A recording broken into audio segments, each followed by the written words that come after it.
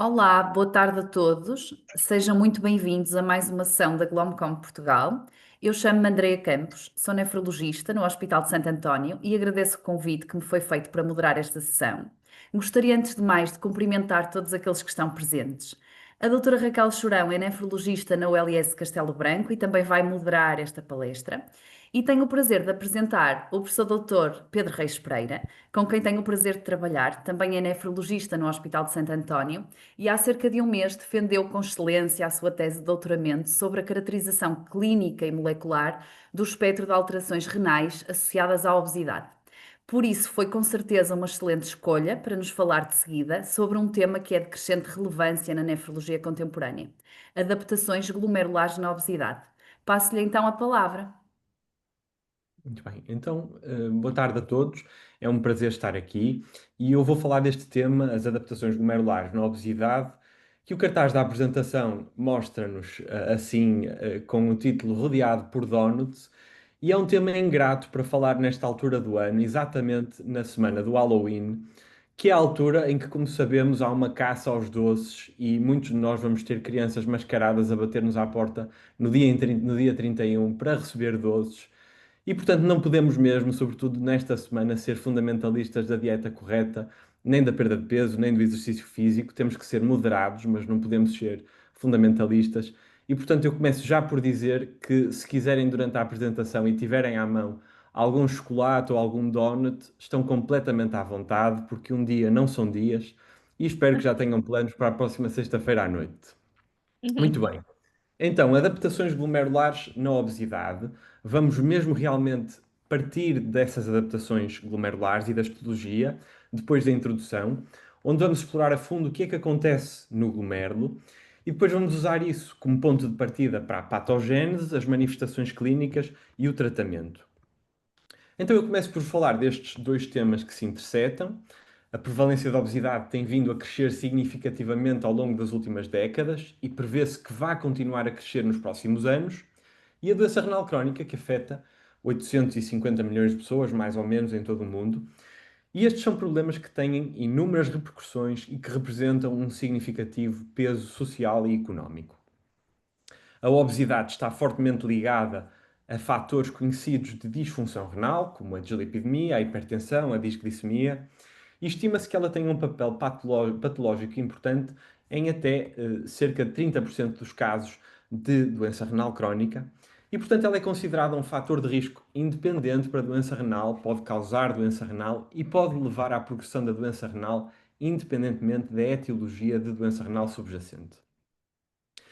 A epidemia da obesidade levou a um aumento da quantidade de biópsias renais realizadas em doentes com obesidade. Inicialmente, os casos reportados de glomerulopatia associada à obesidade eram limitados a autópsias que identificavam uma associação entre a obesidade extrema e a hipertrofia glomerular, a glomerulomegalia, e em 1974 foi pela primeira vez descrita esta associação entre obesidade e proteinúria na faixa nefrótica. A frequência de glomerulopatia associada à obesidade nos cortes americanos, europeus e asiáticos tem, desde então, vindo a aumentar significativamente. Num estudo da Universidade de Colômbia, a incidência era de 0,2% ali à volta de 1986, 1990 e tinha aumentado até quase 3% entre 2001 e 2015, e isto sempre em biópsias realizadas por um motivo clínico em doentes com forte suspeita de patologia renal, em que 56% dos doentes tinham proteinúria e 6% tinham proteinúria e insuficiência renal. Neste estudo da Universidade de Colômbia, os critérios de diagnóstico foram, para além da glomerulomegalia ou glomerulosclerose segmentária focal, um índice de massa corporal superior a 30, e o índice de massa corporal médio dos doentes foi de 41,7, sendo que 46% dos doentes tinham, na verdade, uma obesidade de grau 1 ou 2 e 54% tinham uma obesidade de grau 3. Isto foi importante porque este foi o primeiro estudo que fez a observação de que a presença de glomerulomegalia não está restrita àquilo que antigamente se chamava obesidade mórbida, um termo que atualmente se abandonou. O que me leva a fazer menção à atual classificação da obesidade baseada no índice de massa corporal. Um doente com um peso normal terá um índice de massa corporal entre 18 e 20, 18,5 e 24,9. Sobrepeso considera-se o índice de massa corporal se estiver entre os 25 e os 30. E a obesidade começa quando o IMC é superior a 30. Ela tem um grau 1 se ele estiver entre 30 e 35, um grau 2 se estiver entre 35 e 40 e um grau 3 se tiver um índice de massa corporal superior a 40. Há várias formas de identificar a glomerulomegalia numa amostra. Uma delas é a medição dos diâmetros de todos os glomérulos de uma amostra, ou então, outra forma, é considerar apenas aqueles que foram seccionados através do hilo, que é, digamos, o epicentro do globo glomerular. Existem ainda métodos estereológicos, ou seja, técnicas em que se faz uma estimativa quantitativa das características dimensionais através do uso de observações bidimensionais, neste caso utilizando várias secções do mesmo glomérulo. E nesta série da Universidade de Colômbia, o diâmetro glomerular médio dos doentes com obesidade era de 226 micrómetros versus 169 micrómetros em controlos ajustados para a idade e para o sexo, mas de peso normal. E em média, os glomérulos dos doentes obesos tinham um diâmetro glomerular que era 1,34 vezes maior do que o diâmetro de um doente com a mesma idade e com o mesmo sexo, mas peso normal. E aqui vemos exatamente isso.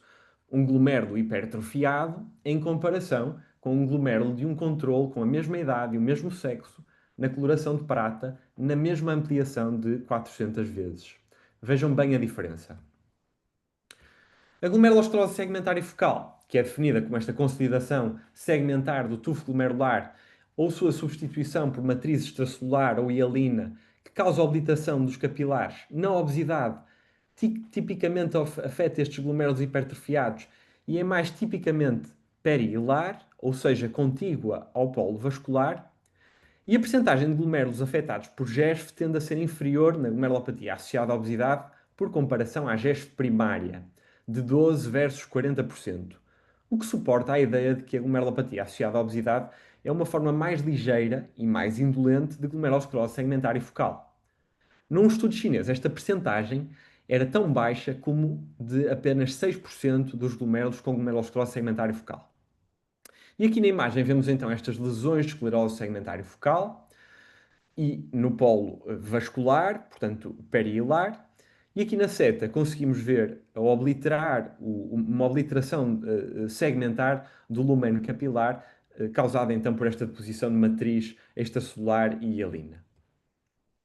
Esta predileção pela variante da GESF perihilar pode refletir uma maior pressão de ultrafiltração na arteríola aferente, por comparação à arteríola eferente neste leito capilar glomerular, e estas diferenças tornam-se provavelmente exageradas em situações de aumento das necessidades de filtração e vasodilatação reflexa da arteríola aferente, como é o caso da obesidade.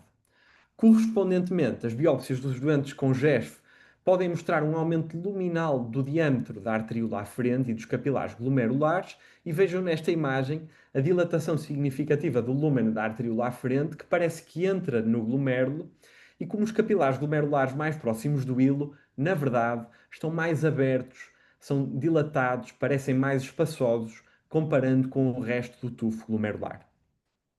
Para além disso, sabemos que à medida que o glomérulo se alarga, a densidade numérica de podócitos diminui, e num estudo com contagem de podócitos, a densidade de podócitos nos doentes com obesidade era 55% menor nos doentes obesos. Com 134 podócitos por cada 106 micrómetros quadrados versus 245 por 106 micrómetros quadrados nos doentes com peso normal, apesar dos doentes com obesidade terem um volume glomerular superior em cerca de 158%. Esta redução da densidade dos podócitos pode refletir respostas tanto hipertróficas adaptativas à glomerulomegalia, como também a depleção podocitária, que ainda não atingiu um limiar para o desenvolvimento de esclerose segmentar. E de que é que eu estou a falar? Perguntam vocês. Na verdade, modelos experimentais de glomerulopatia associada à obesidade mostram que com o aumento do volume corporal, ocorre um aumento exponencial do tufo glomerular. Mas o volume celular dos podócitos também aumenta, no fundo, uma taxa inferior ao aumento do tufo glomerular. Portanto, há uma hipertrofia adaptativa, mas os podócitos, no fundo, não conseguem acompanhar o alargamento do tufo glomerular. E como os podócitos não podem proliferar e têm esta capacidade limitada de hipertrofiar, há um strain mecânico que resulta num mismatch e num estiramento que eventualmente vai levar a que seja atingida pelos podócitos uma limitação de ruptura. E assim ocorre podocitúria. Os podócitos vão individualmente falhando e descolando, causando uma desnudação localizada da membrana basal glomerular, o que causa, subsequentemente, adesões à cápsula de Bowman e cobertura com células parietais, criando local para o desenvolvimento de glomerulosclerose segmentar e focal. Para além desta questão do aumento do volume glomerular, as biópsias dos doentes obesos com patologia renal associada à obesidade mostram uma redução da densidade glomerular comparando com os doentes sem obesidade. Aproximadamente 50% dos doentes com glomerulopatia associada à obesidade têm alterações típicas de diabetes, apesar da ausência de intolerância à glicose clinicamente evidente, como por exemplo um espessamento da membrana basal glomerular, que é visível na microscopia óptica e na microscopia eletrónica, e que fazem lembrar a glomerulosclerose diabética ligeira. E para além disso, podem ser vistos vacúolos lipídicos intracelulares que se acumulam nas células mesangiais, nos podócitos, nas células tubulares, em colorações como, por exemplo, o Redo. E estas alterações indicam, no fundo, mecanismos patofisiológicos partilhados entre a doença renal associada à obesidade e a nefropatia diabética. E aqui temos um glomérulo que mostra este espessamento difuso da membrana basal glomerular, e aqui um doente com doença avançada, envolvendo a maior parte do tufo glomerular, e também com fibrose intersticial e atrofia tubular significativas, que podem ocorrer também na doença renal associada à obesidade, embora sejam menos frequentes do que na glomerulosclerose segmentar e focal primária. A imunofluorescência nestes doentes revela uma coloração inespecífica de IgM e de C3 nas lesões de esclerose e de alinose, contudo não há depósitos de imunocomplexos envolvidos. Os podócitos sobre as lesões de esclerose podem conter os tais dopletos de reabsorção intracitoplasmáticos proteicos que podem ter imunoglobulina A, imunoglobulina M, imunoglobulina G e albumina. E na microscopia eletrónica observam-se estes dropletos de reabsorção proteica e lipídica correspondentemente dentro dos podócitos, onde se sabe que eles podem promover o stress oxidativo e autofágico. Os vacúolos lipídicos, como vimos, também se acumulam nas células mesangiais, nas células epiteliais e particularmente no túbulo proximal. Comparativamente à glomerulosclerose segmentar focal primária, o apagamento dos pedicelos dos podócitos é ligeiro na glomerulopatia associada à obesidade, de 40% versus 70% na GESF primária, um aspecto que é semelhante nas outras formas de GESF adaptativa, e isto pode ter a ver com o mecanismo de lesão, que na glomerulosclerose segmentar focal primária, como nós sabemos, presumivelmente se deve à presença de um fator circulante que aumenta a permeabilidade e que por isso afetará mais uniformemente os podócitos, causando a sua desregulação e toxicidade podocitária, enquanto que na glomerulopatia associada à obesidade e nas outras formas adaptativas, a lesão podocitária é mais heterogénea e menos severa. E aqui temos imagens de microscopia eletrónica que mostram este apagamento pedicelar num doente com proteinúria de 2,8 gramas por dia, e o corpo dos podócitos, se vocês repararem, aparece realmente hipertrofiado. E na segunda imagem temos vacúolos intracitoplasmáticos numa célula mesangial, apontados por estas duas setas vermelhas. É importante nesta fase dizer que a expressão subclínica histológica está bem documentada na doença renal associada à obesidade, e aqui temos um artigo espanhol que mostra realmente que podem estar presentes anormalidades glomerulares em doentes obesos, mesmo com a ausência de manifestações clínicas detectáveis. Eles avaliaram 95 doentes com um índice de massa corporal médio de 54, que foram submetidos a cirurgia bariátrica, que tinham uma creatinina sérica normal, e compararam-nos com 40 doentes controlo com um índice de massa corporal normal de 24, e concluíram-se que o IMC aumentado se relacionava com aumento da matriz mesangial, com proliferação mesangial. Elas estavam presentes em 73% dos doentes com índice de massa corporal elevado, versus só em 5% dos doentes controlo. Também com hipertrofia podocitária e glomerulomegalia, presente em 38% versus 2,5% dos controlos. E dos doentes obesos, neste artigo, 5 tinham glomerulosclerose segmentar focal. No fundo, o artigo permitiu concluir que doentes com obesidade sem doença renal significativa podem ter, na verdade, uma variedade de alterações glomerulares que se relacionam com o índice de massa corporal. Portanto, a doença renal associada à obesidade, clinicamente significativa, isto é, com manifestações mensuráveis, valorizáveis para nós nefrologistas, provavelmente é só a ponta do iceberg, já que as alterações patológicas renais se encontram já estabelecidas em muitos doentes com obesidade e sem evidência clínica de doença renal. E, portanto, passamos para a patogénese da doença renal associada à obesidade. O principal agente a quem nós normalmente atribuímos as culpas pelo dano renal associado à obesidade é a hiperfiltração. Contudo, outras vias patológicas, na verdade, têm muita relevância na obesidade, particularmente se considerarmos o tubulointerstício, como, por exemplo, a ativação do sistema renina-angiotensina-aldosterona, a resistência à insulina, a inflamação e a presença de adipoquinas e de stress oxidativo, a lipotoxicidade e a deposição ectópica de gordura e também a suscetibilidade genética. Estes fatores interagem para criar um ciclo de lesão que se autoperpetua. Portanto, comecemos pelas alterações na hemodinâmica renal e imaginemos o nosso nefrónio nestas situações.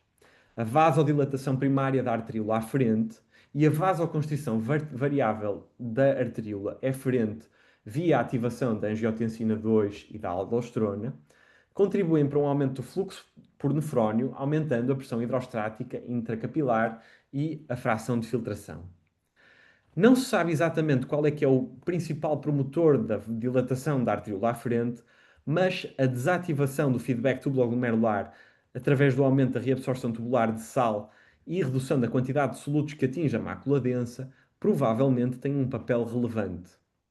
Mas há uma quantidade de fatores, incluindo, por exemplo, a angiotensina 2, o sistema nervoso simpático renal, a insulina e a insulinoresistência, o aumento da pressão oncótica pós-glomerular devido ao aumento da fração de filtração, a ativação de sensores mecânicos tubulares de fluxo, que sem dúvida têm também um papel no aumento da reabsorção de sódio e até, eventualmente, influenciam o nível de hipertensão arterial sistémica, que por sua vez também contribuem para aumentar o fluxo por nefrónio.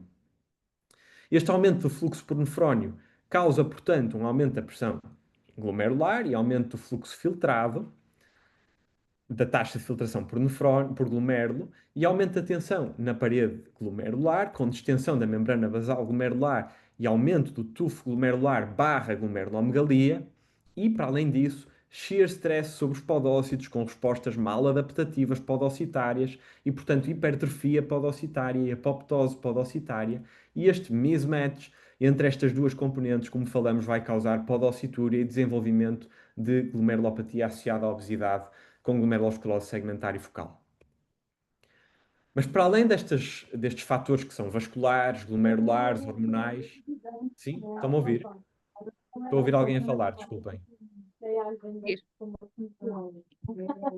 Está tudo bem, deve ser alguém que tem. Alguém tem um micro ligado, atenção a quem tem um micro ligado.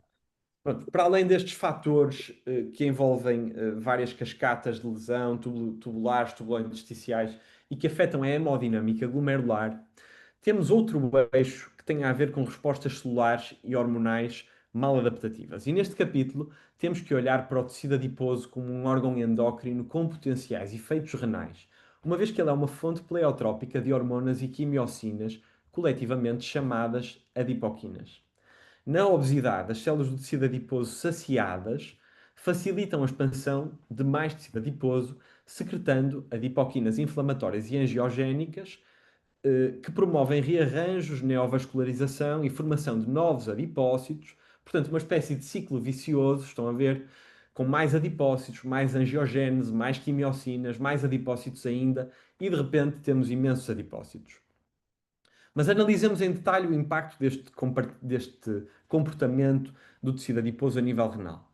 Estes adipócitos saciados facilitam a expansão do tecido adiposo, secretando aqueles mediadores inflamatórios e angiogénicos, como por exemplo as catepsinas, o Vascular Endothelial Growth Factor e as angiopoetinas. E estas adipoquinas promovem rearranjos estromais com neovascularização e maturação de novos adipócitos a partir de pericílios da microvasculatura adiposa. Estas adipoquinas circulantes podem então atingir o rim, e aqui temos uma representação desta porção do nefrónio que tem características normais, mas estas adipoquinas vão levar a bastantes alterações e há muitos estudos sobre quais os efeitos de cada adipoquina em cada célula renal, que eu não vou estar a desenvolver com imenso detalhe, por uma questão de tempo, mas com efeitos locais a nível das células mesangiais, dos podócitos. Vejam bem esta diferença, esta representação da diferença no podócito, nas próprias células tubulares, promovendo respostas mal adaptativas e podem contribuir então para esta hiperfiltração e para esta presença de albuminúria. Em relação ao risco conferido pelos diferentes compartimentos adiposos, este assunto também é discutido. Todos nós já ouvimos dizer que há diferenças entre a obesidade visceral e a obesidade abdominal. Como vimos, há acumulação de tecido adiposo em vários locais a nível renal e, na verdade, temos um exemplo arquetípico da acumulação ectópica de lípidos, que é o fígado gordo não alcoólico, em que a esteatose hepática vai de facto levar a uma resistência hepática à insulina, alterações na gluconeogênese hepática e aumento da resistência sistémica em níveis de adipoquinas inflamatórias elevados e até, já sabemos, vai conferir também um risco aumentado de doença renal crónica. Sabemos que, por exemplo, o índice de massa corporal também se correlaciona com a acumulação de triglicerídeos no córtex humano e há efeitos da acumulação etópica de lípidos na integridade glomerular, na albuminúria e na fibrose. Depois, outro grande componente de patogenicidade na obesidade é a resistência à insulina e alterações na sinalização, e estas interferem no funcionamento não só nas células endoteliais e mesangiais, mas também, novamente, nos podócitos, que são muito sensíveis à resistência à insulina, e também nas células tubulares proximais. E uma das cascatas mais estudadas neste capítulo é a que se passa com os complexos proteína-sinase mTORC1 e mTORC2, que são parte integrante da cascata mTOR, que, como os nefrologistas, sobretudo aqueles que trabalham com transplante, bem sabem, é um regulador central do crescimento, metabolismo e sobrevivência das células. E a sinalização de insulina, no fundo, ao estimular o mTORC1, vai levar a ativações de adipogénese, síntese de lípidos, autofagia e também a ativação desta molécula S6K, que vai inibir retroativamente o Insulin Receptor Sensor 1, levando a resistência à insulina. E por outro lado, a presença de bastantes nutrientes e fatores de crescimento vai acabar por ativar o mTORC2, levando a remodelação no citoesqueleto da actina, alterações no fenótipo e na sobrevivência celular e aumento da reabsorção de sódio por ativação do ENaC nas células tubulares, e a ativação do mTORC2 também vai inibir o receptor da insulina 1, contribuindo para a resistência à insulina. Temos também nesta patogênese um contributo das anormalidades do metabolismo lipídico. Como já vimos, ocorre acumulação de triglicerídeos e éster nos rins, e várias proteínas com diferentes papéis nestes processos mostraram-se promissoras como alvos terapêuticos em modelos animais com obesidade. Na acumulação de triglicerídeos a nível renal, essa acumulação pode ocorrer como resultado do aumento da síntese de ácidos gordos mediado por esta proteína, que é uma proteína importante, a CREB-P1, e as suas enzimas-alvo, ou então por esta via, que é a CREB-P, e pelas suas enzimas-alvo. E neste campo poderão ter papel os agonistas dos receptores farnesoides, que inibem a expressão de CREB-P1 e por isso vão inibir a acumulação de triglicerídeos, inflamação e fibrose. E isso, pelo menos, é o que é proposto, mas foi verificado já em modelos animais de obesidade. Por outro lado, esta acumulação também pode ocorrer via aumento do uptake de ácidos gordos pelo CD36 ou por esta proteína de transporte de ácidos gordos, a FATP, ou via redução da oxidação mediada pelo receptor alfa proliferador do peroxissoma, o PPAR-alfa, e as suas enzimas-alvo. E neste lado da cascata temos de falar do fenofibrato, que é um agonista PPAR-alfa, que mostrou prevenir o desenvolvimento de doença renal em modelos animais com obesidade. E, na verdade, há vários estudos em grande escala, como por exemplo o ACCORD, por exemplo, que mostram que estes agentes, apesar de causarem uma redução transitória da taxa de filtração glomerular, na verdade, reduzem também a progressão de albuminúria. Depois temos a acumulação então dos ésteres de colesterol. Ela pode ocorrer através do aumento da síntese de colesterol mediado desta vez pela CEREB-P2 e pelas suas enzimas-alvo. E neste capítulo são de grande interesse e estão em estudos inibidores da CEREB-P2. Nós sabemos que ela também está ativada em situações de envelhecimento e de diabetes. E na verdade há estudos em ratinhos a mostrar que a sua expressão diminui com a restrição calórica no envelhecimento e também com a utilização de agonistas da vitamina D em ratinhos obesos, reduzindo a sua expressão e a sua atividade. A acumulação de colesterol pode ocorrer também devido ao uptake de colesterol mediado por receptores de LDL, aumento dos receptores de LDL oxidado, por exemplo, ou então devido à redução do efluxo de colesterol mediada por receptores hepáticos, como o LXR e as suas enzimas-alvo. E aqui temos também um papel potencial dos agonistas LXR, que levam a um aumento do efluxo e diminuem a inflamação e o stress do retículo endoplasmático. Há alguns ensaios em humanos, alguns com menos sucesso do que outros, mas que estão, no fundo, numa fase de teste. E ainda por diminuição do catabolismo do colesterol, mediada por ácidos biliares e transportadores de ácidos biliares.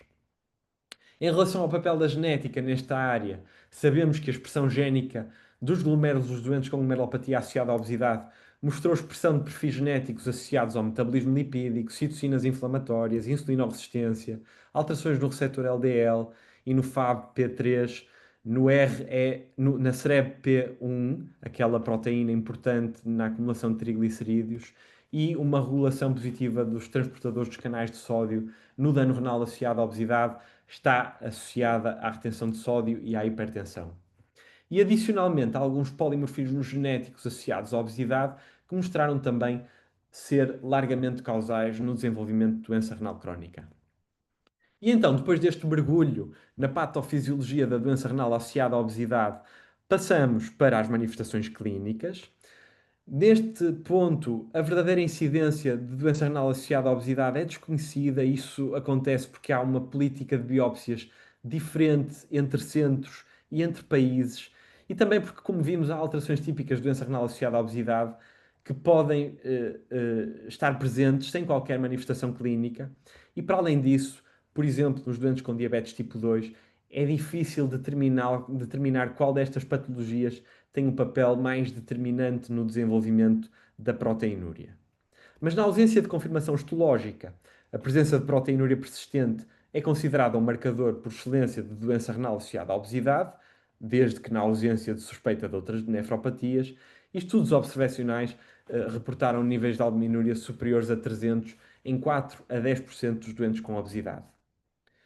Num estudo nosso em que nós avaliamos a função renal em doentes com obesidade candidatos a cirurgia bariátrica, que ainda é o tratamento mais efetivo em doentes com obesidade severa, e em que excluímos doentes diabéticos com pré-diabetes, submetformina ou com doenças inflamatórias, e as medições foram baseadas numa urina de 24 horas, vimos que nestes casos de obesidade severa, 24% dos doentes tinham proteinúria superior a 150 mg por dia, e já agora que muitos doentes tinham hiperfiltração, com 51% dos doentes com uma depuração de creatinina superior a 140 ml por minuto e 30% com depurações superiores a 170 ml por minuto.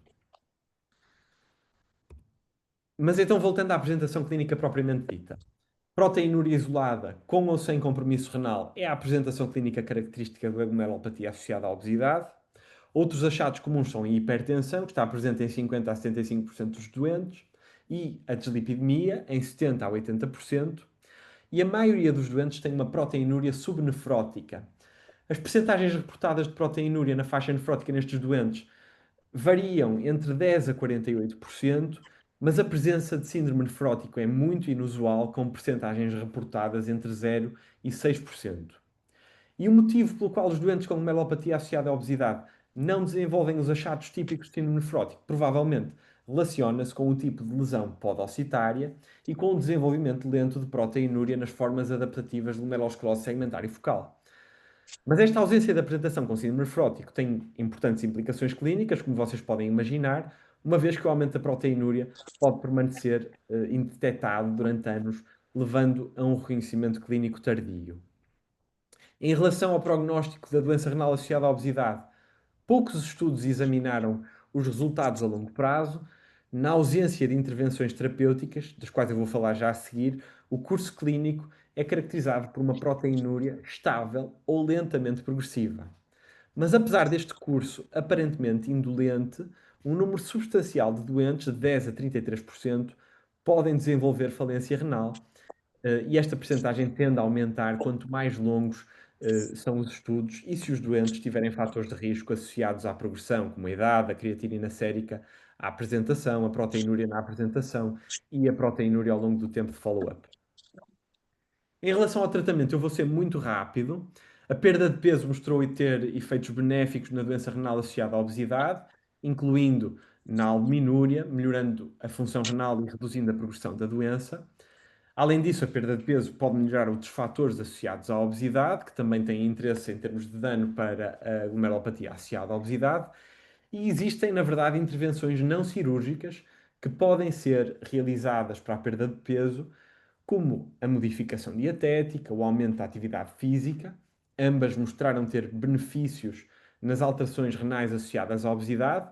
Há estudos com restrição calórica e alguns estudos com programa de exercício estruturado que mostram estes benefícios.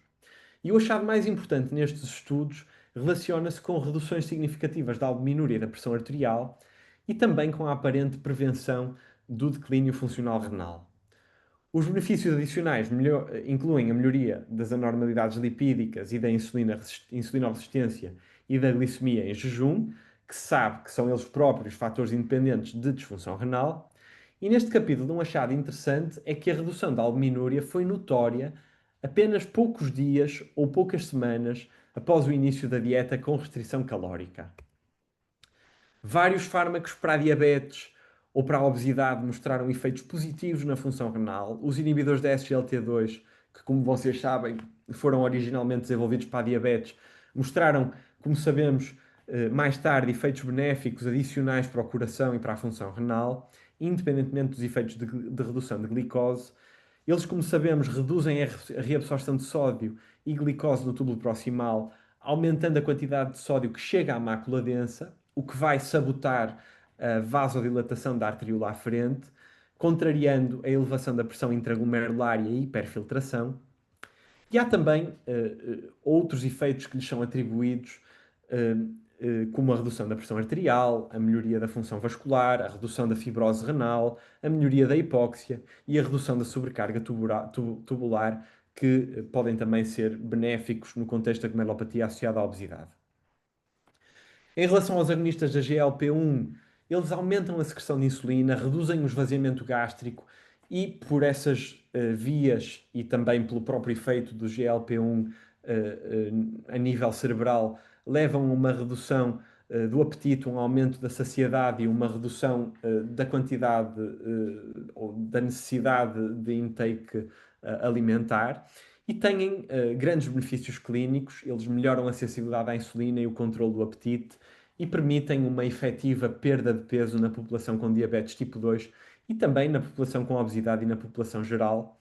E os efeitos laterais, sobretudo quando se iniciam estes fármacos, mas também que podem ser mitigados com doses progressivamente crescentes, são as náuseas e os vômitos e a diarreia em alguns doentes.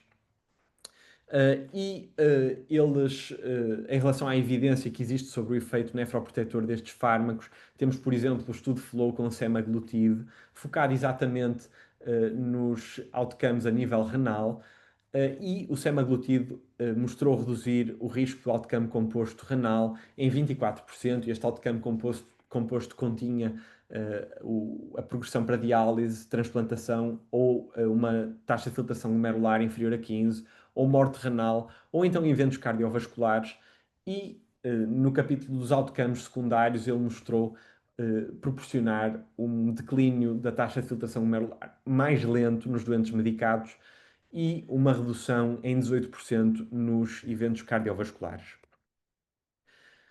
Vimos que a ativação do sistema renina-angiotensina-aldosterona tem um papel importante na glomerulopatia associada à obesidade e, portanto, o bloqueio do sistema renina-angiotensina-aldosterona permite descomprimir o glomérulo através da vasodilatação da arteríola eferente, contrariando o aumento do gradiente de pressão transcapilar hidráulica glomerular e, portanto, a hiperfiltração.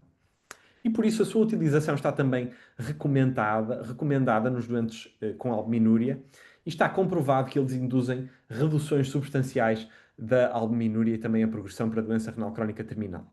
E esta via de lesão é tão importante na obesidade, especificamente, e o seu bloqueio é tão determinante e tão recomendado na população obesa, que isto vê-se bem em trials que foram realizados, como por exemplo o RAIN Trial, que foi feito com o ramipril, e comprovou-se que o efeito antiproteinúrico nos doentes obesos era desproporcionalmente maior com a utilização do inibidor do sistema renina-angiotensina-aldosterona por comparação aos doentes com índice de massa corporal mais baixo. Em relação aos antagonistas dos mineralocorticoides, a evidência ainda é limitada para haver uma recomendação formal, mas os estudos exploratórios que vão surgindo neste grupo de doentes são encorajadores e mostram reduções da albuminúria e melhoria do controle tensional. E depois hipotiza-se que outras classes de agentes antidiabéticos possam ter um potencial também na doença renal associada à obesidade.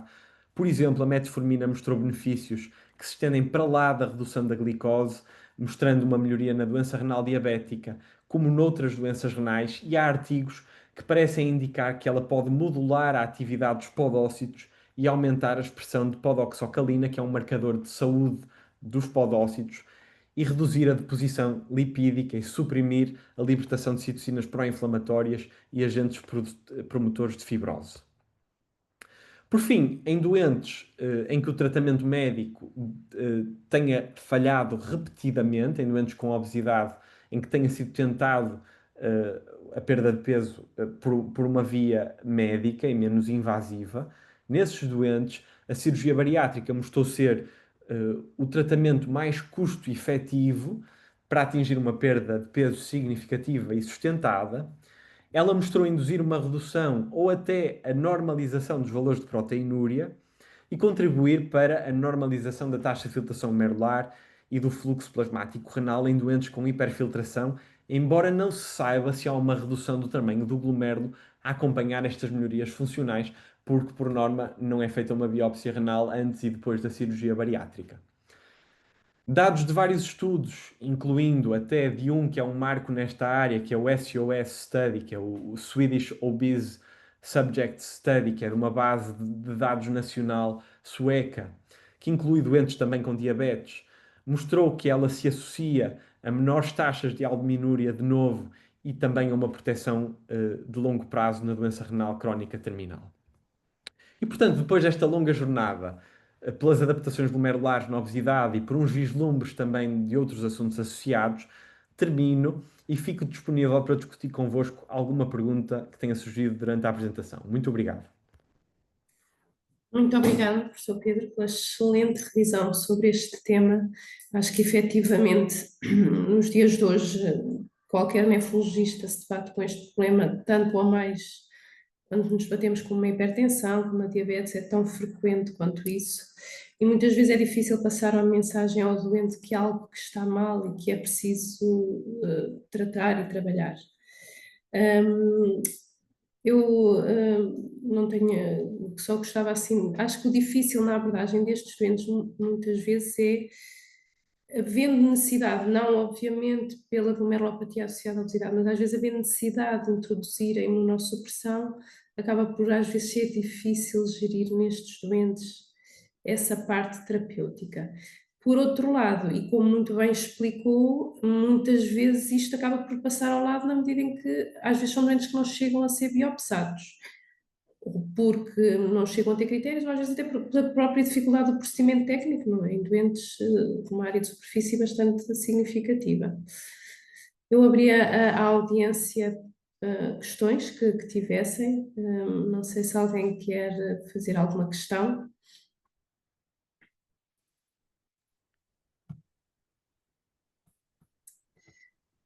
Eu, eu não sei se posso fazer um Sim, comentário. claro que sim. Bem, eu estou num sítio aqui com ruído, desculpem. Eu agradeço a apresentação, acho que foi muito compreensível, excelentemente apresentada. No percurso de trabalho que fizemos, eu e o Pedro, de facto, houve um aspecto que ele, por uma questão de tempo, não focou, mas que responde a esta questão do timing de diagnóstico e do timing de intervenção. A obesidade é um problema de saúde pública e, portanto, nem as próprias pessoas relacionalmente estão receptivas a entendê-la como doença, não é? E com a necessidade de modificação com vista à saúde renal, cardiovascular, cognitiva e até funcional. Mas uma das coisas que o professor Pedro acabou por documentar foi que até na fase de obesidade grave com indicação eletiva para cirurgia bariátrica, a nossa atenção à repercussão renal é muito parca, não é? E precisamos de implementar protocolos para serviço de rastreio precoce, pelo menos a albuminúria. E daí que até em termos de intervenção nos cuidados de saúde primária, não é só o diabético ou o doente com insuficiência cardíaca que merece essa atenção, mas o obeso também, além do hipertenso, o obeso. E provavelmente haverá uma faixa enorme em que, pela própria sensibilização para o risco de doença renal, pode fazer que o doente fique mais alertado, não é? Porque assusta a diálise, assusta a perda de órgão e pode ser, portanto, isso está contemplado mais precocemente, antes ainda é um rastreio quase subclínico. O outro aspecto, no âmbito da especialidade de nefrologia, já no setor do diagnóstico fino, é muito interessante tudo o que a gente possa investigar em termos dos mecanismos inflamatórios e de stress oxidativo, que têm ali um papel no interstício e que eventualmente podemos explorar de maneira a que tenhamos biomarcadores ainda em antecipação à albuminúria. A albuminúria muito relacionada com a hiperfiltração, mas que tipo de biomarcador é que teríamos ali mais precoce de dano tubo-intersticial? E até mais, também super interessante seria estudar esse mecanismo do sódio. E que relação é que existe aí com essa absorção do sódio? Mas pronto, foi só agradeço a oportunidade e agradeço o aporte científico que esta reunião traz. Obrigada. Muito obrigada, professora Anabela, pelo seu testemunho. Há aqui uma questão da audiência no chat, portanto, a doutora Paula pergunta se tem conhecimentos de estudo na adolescência. Portanto, em relação à adolescência, portanto, estas alterações de que estamos a falar, afetam, também os adolescentes. Há estudos especificamente com adolescentes. Um, mesmo em pessoas sem outros fatores de risco vascular, estas adaptações glomerulares vão ocorrer mesmo em pessoas muito jovens. E eu até diria que quando isto surge em idades mais precoces, hum, a probabilidade de vir a causar complicações mais à frente é superior, porque no fundo o tempo em que se requer, em que se demanda ao glomérulo e ao resto do rim uma atividade superior, uma hiperfiltração, uma hiperatividade, uma hipertrofização, vai permitir uma progressão da doença renal hum, em algum momento da sua vida. Portanto, eu diria que eles, sobretudo a população adolescente e mais jovem, e é um grande problema com o qual nos deparamos atualmente, precisa de intervenções para redução de peso, oportunidade dos análogos da GLP-1 que também estão a ser utilizados em crianças, não diretamente pela nefrologia pediátrica só, mas por todos os pediátricos, têm já, sobretudo no nosso CMIN, até já têm alguma experiência com análogos da GLP-1 e, portanto, esse seria um eixo importante, mesmo eu até diria que não tenham logo alterações nefrológicas. A obesidade por si é uma doença que merece abordagem. Se já tiverem alterações nefrológicas, eh, portanto, eu sou mais dedicado à área de adultos, mas eu teria que ver a partir de que ponto é que estão recomendados também os inibidores do sistema renina-angiotensina-aldosterona, mas acredito que não haja grandes reservas também à sua utilização na população adolescente.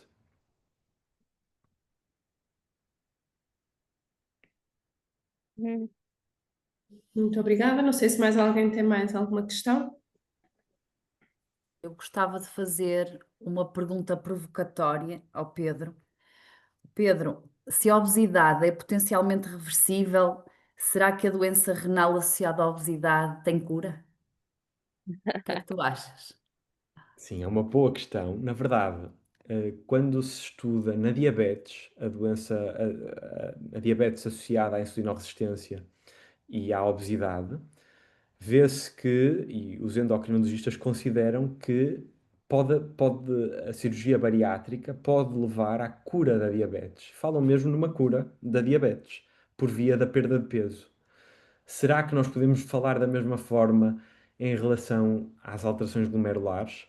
Eu diria que isso depende da fase e do ponto em que está o doente. Há alterações glomerulares que se calhar têm um certo grau de reversibilidade, mas se o doente já tiver glomerulosclerose segmentar e focal e já tiver fibrose intersticial e atrofia tubular, se calhar temos alterações que a partir de certo ponto deixam de ser reversíveis. Um pouco também parecido com a cirrose hepática, com os diferentes estadios da cirrose hepática. A partir de certo ponto, as alterações da esteatose hepática não alcoólica deixam de ser reversíveis. Porquê é que é difícil responder a isto? Porque nós gostamos de fazer biópsias quando temos uma indicação clínica. E se até temos um doente que tinha uma proteinúria significativa pré-perda de peso, que depois resolve com a perda de peso, nós não vamos biopsá-lo só para satisfazer uma curiosidade académica nossa. Portanto, ficamos sem uma noção do que é que se passa realmente com o glomérulo e acabamos por tentar estar aqui a utilizar marcadores indiretos, por exemplo, desta saúde podocitária, como a podoxocalina. Eu e a professora Anabela temos muito interesse nestas manifestações com as técnicas como a metabolómica, as ómicas, o metaboloma, a peptidómica, a proteómica. Será que elas traduzem de alguma forma o que se está a passar com o glomérulo sem nós o vermos? Mas será difícil aferir se os glomérulos voltam ao tamanho normal, por causa destas constrições éticas e técnicas. Uhum. Obrigada, Pedro. No fundo, nós precisamos é de biomarcadores, não é, que nos possam ajudar a distinguir no futuro aquilo que é adaptativo, a adaptação inicial da lesão precoce, não é? Eu Isso. acho que o desafio vai muito ao encontro disso. Isso mesmo.